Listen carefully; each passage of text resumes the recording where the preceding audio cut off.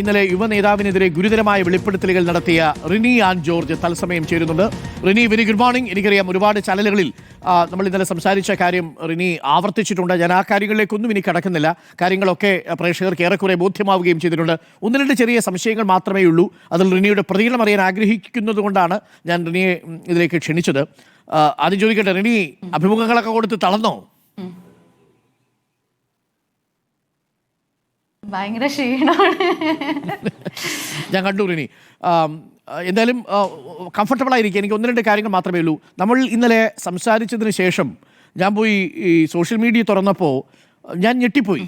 നമ്മൾ ഒട്ടും പ്രതീക്ഷിക്കുന്നില്ല. കാര്യം റിനി ഏതെങ്കിലും ഒരു വ്യക്തിയുടെ പേര് പറഞ്ഞിട്ടില്ല, റിനി ഏതെങ്കിലും ഒരു പ്രസ്ഥാനത്തെ അധിക്ഷേപിക്കാൻ ശ്രമിച്ചിട്ടില്ല. പക്ഷേ ആ വ്യക്തിയുടെ ഒപ്പം നിൽക്കുന്ന ചില ആളുകൾ സോഷ്യൽ മീഡിയയിൽ വളരെ ശക്തമായ ആക്രമണമാണ് റിനിക്കെതിരെ നടത്തിയത്. അതും മറ്റു ചില നേതാവിൻ്റെ ഫോട്ടോയൊക്കെ ചേർത്തുകൊണ്ടുള്ള വലിയ രീതിയിലുള്ള സൈബർ ആക്രമണം റിനിക്കെതിരെ നടത്തുന്നതായിട്ട് കണ്ടു. അപ്പോൾ ഈ സൈബർ ആക്രമണങ്ങളൊക്കെ കണ്ടപ്പോൾ റിനിക്ക് എന്താണ് തോന്നിയത്?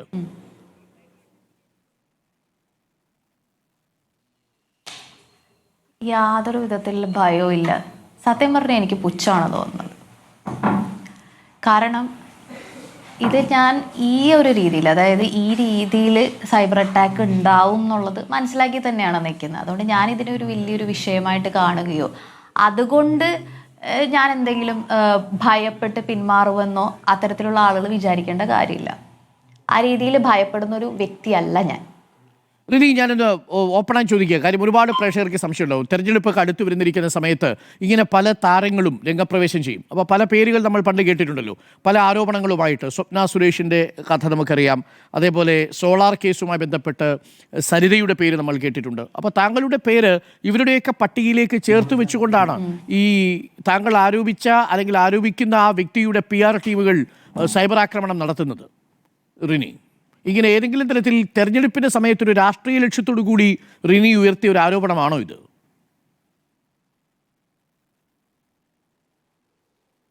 ഒരു കാരണവശാലും അല്ല. തെരഞ്ഞെടുപ്പാണെന്നുള്ള കാര്യം പോലും ഞാൻ ചിന്തിച്ചിട്ടില്ല എന്നുള്ളതാണ്.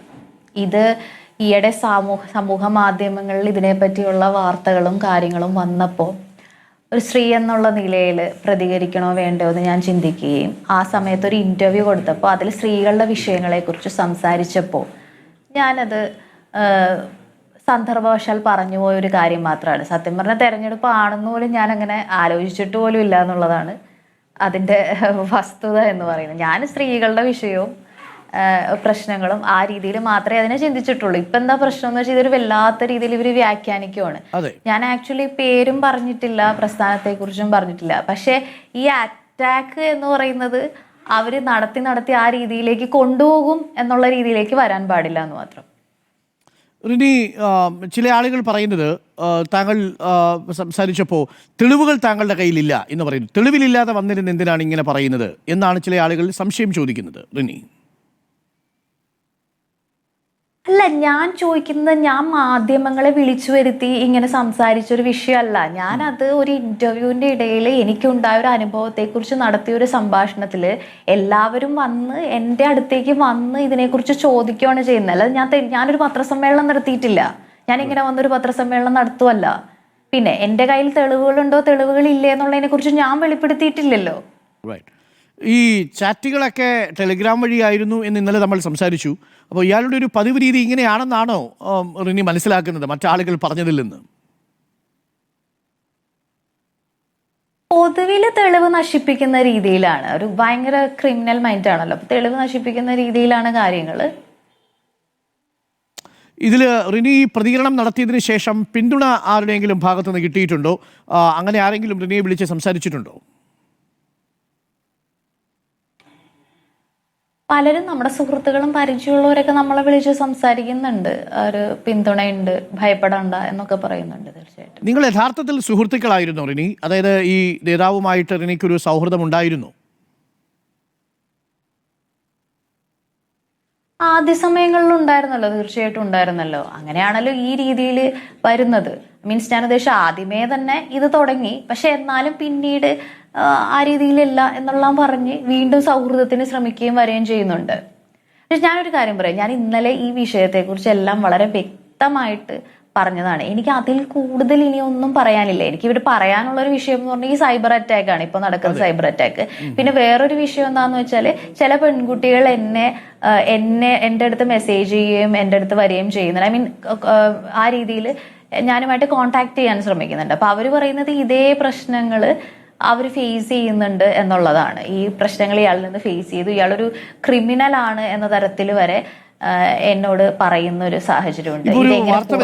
പാലക്കാട് നിന്നും ഈ രാഹുൽ മാങ്കൂട്ടത്തിൽ എംഎൽഎയുടെ രാജി ആവശ്യപ്പെട്ടു എന്ന തരത്തിലുള്ള ചില റൂമറുകളൊക്കെ വരുന്നുണ്ട്. അത് നമ്മൾ സ്ഥിരീകരിച്ചിട്ടില്ല, അത് സ്ഥിരീകരിക്കേണ്ടതാണ്. താങ്കളുടെ വെളിപ്പെടുത്തൽ കൊണ്ടൊരു ജനപ്രതിനിധി രാജിവെക്കുന്ന അവസ്ഥയിലേക്കാണോ കാര്യങ്ങൾ പോകുന്നത് റിനി?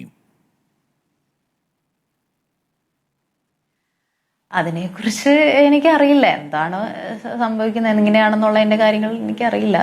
അതായത് ഞാൻ എന്റെ ഭാഗം അയാൾക്കെതിരെ ഒരു നടപടി ആവശ്യമാണ് എന്നാണോ റിനി ഇപ്പോഴും കരുതുന്നത്?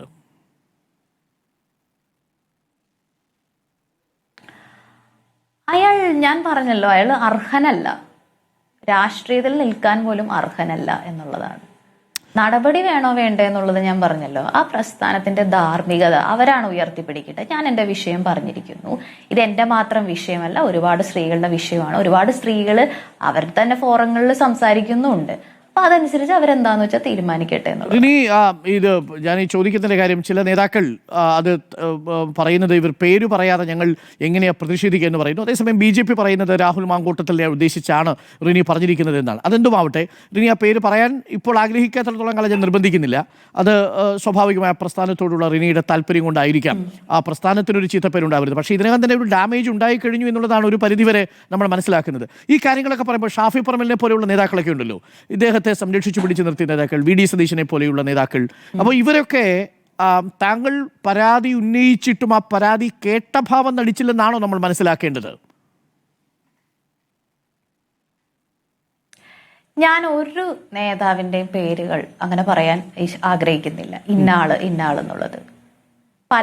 പലരും അതായത് പ്രമുഖരായി നിൽക്കുന്ന പല ആൾക്കാരും നമ്മുടെ സ്ത്രീകളുടെ പ്രശ്നങ്ങൾ വരുമ്പോൾ രാഷ്ട്രീയത്തിൽ മാത്രമല്ല എവിടെയും ഈ പ്രശ്നങ്ങളുണ്ട്.